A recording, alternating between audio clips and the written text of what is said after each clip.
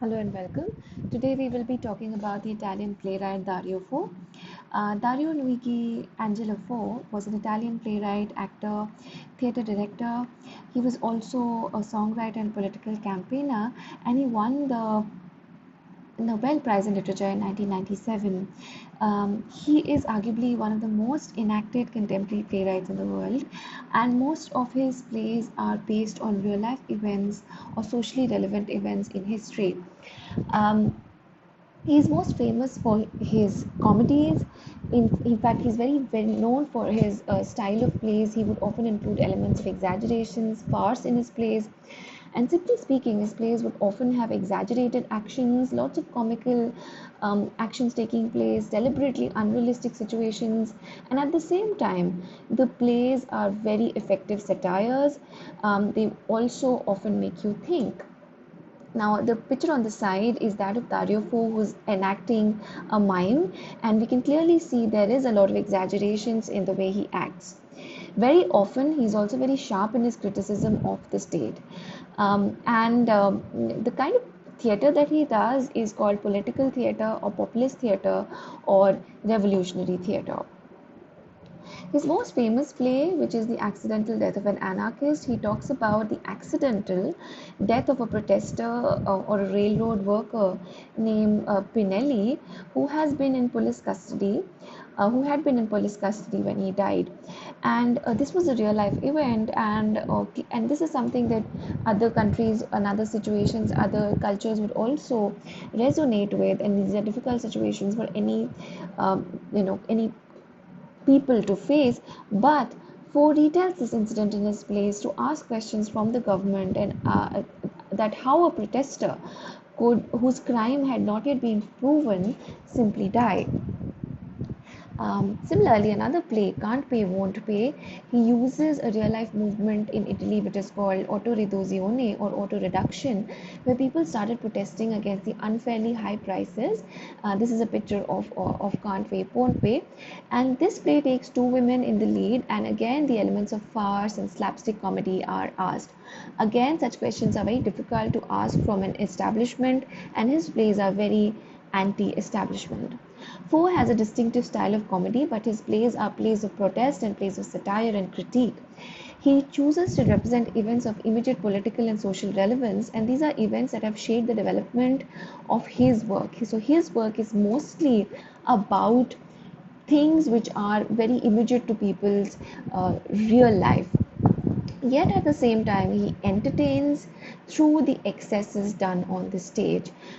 So throughout his life, his companion Franca Rami collaborated with him. In fact, Rami was the one who was originally from a family with a legacy of dramatists and actors. Let's talk about Fo's life. Fo was born in a working class family in north of Italy. His father was a railway worker and his mother was a peasant, was also from the peasant family. He moved to Milan in 1940 to study art. However, when he also worked for the army for a little while. He started writing and performing as a part of a therapy because he had suffered a nervous breakdown. But this therapy became the work of his life, and he remains one of the most outstanding writers and stage performers of our time. Franca Rame, unlike Fo, was born to a famous traveling theatrical company, and she had also acted when she was just an 8-year-old girl. So the methods which Fo and Rame use in their theatre is really inspired by the methods used by her family when they used to dramatize local histories when they traveled. Fo and Rami married in 1954 and their son Jacopo was born the following year. Rami and Fo formed a company and were also involved in filmmaking for a while, but they were not successful at that. In 1962, they were also guest artists to work on TV where they would do caricatures of real life people.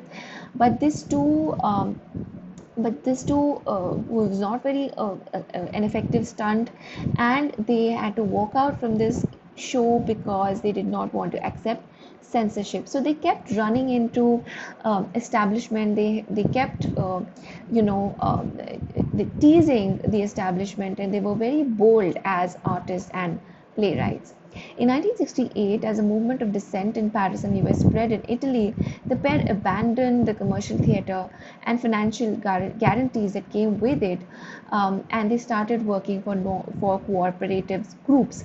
So we can imagine that, when they left commercial theatre, they also left the comforts and the gains that come with it. So they started performing for cooperatives, and initially they would perform for the Communist Party, and Rame had actually joined the Communist Party, and she remained in the Communist Party for her life. However, Fo was never a part of the Communist Party. His own views were actually far left. So for sympathies, in 1973, however, Rame was kidnapped by fascists, and she was also raped, and it must have been a very terrible incident for her to go through.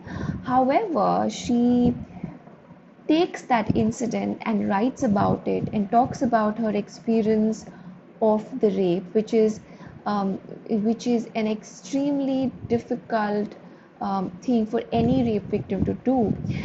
So she uses her experience, her memory, to talk about a woman's life after rape and the woman's experience of rape, which also featured in a 1983 workshop that she did.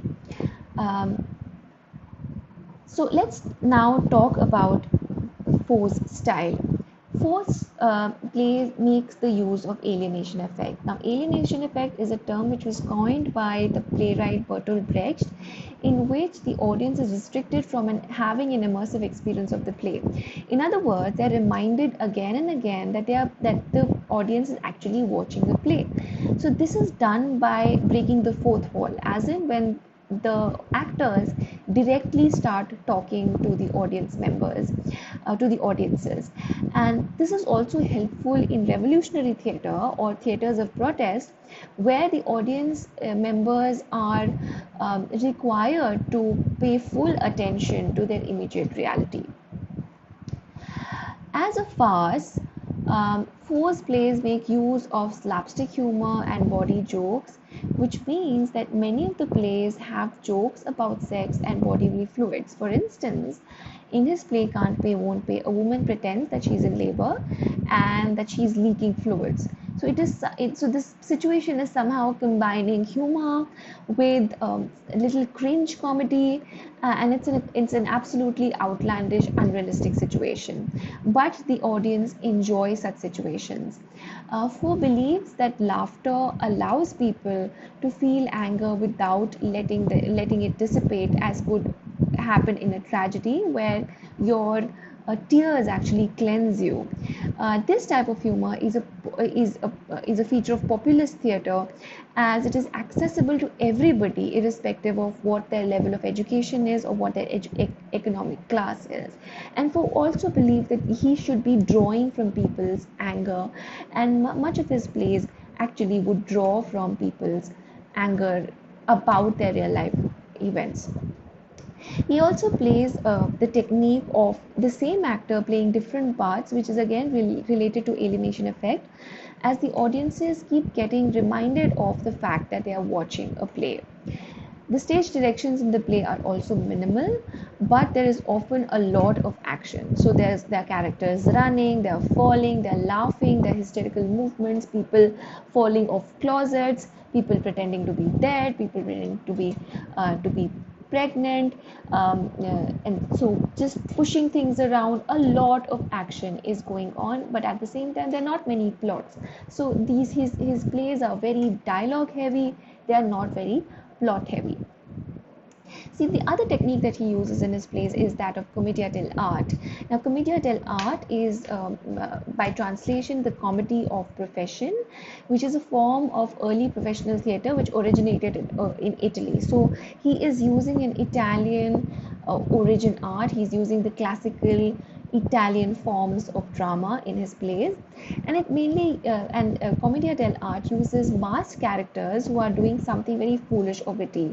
So it may be a scripted or an unscripted event, unscripted improvisation, but the actors mainly play stock characters like particular characters, like a foolish old woman or a devious servant or a military serviceman who's just full of false bravado.